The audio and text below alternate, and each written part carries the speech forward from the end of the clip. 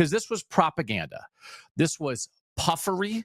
And overall, what I think is the issue is the fetishization of coaches in college football. And it is the victimization of coaches, treating coaches as victims, when what actually I think college football is becoming the victim of is this coach-led media culture, that everything that is discussed through the eyes of the head coach, because the head coach is the constant.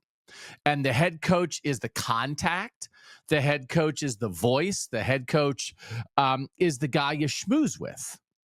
And then the head coach is the person who gets fired or retires and joins the media.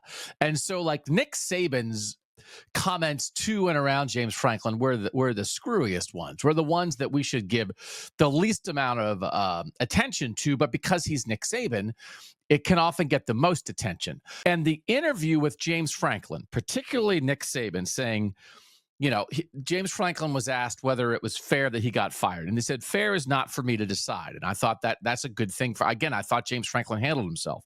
Nick Saban said, I'm going to answer it. It's unfair as hell. I'll say it's unfair. And this idea that in a culture, in a world, in a society where people lose their jobs all the time, almost all of them without $50 million buyouts.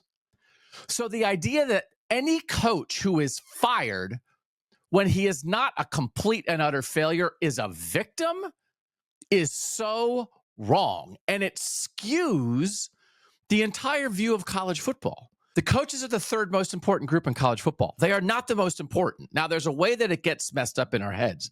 But the two most important groups are the fans and the players, because the players put their brains and bodies on the line every Saturday for our enjoyment.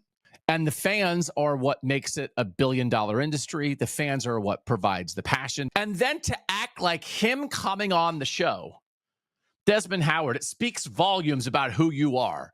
That you're kissing his butt just for showing up and talking about it.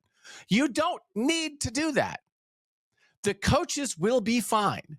They are handsomely compensated. It's just the perception, and it's embarrassing, and it's not media. Please, I hope we don't think it's media.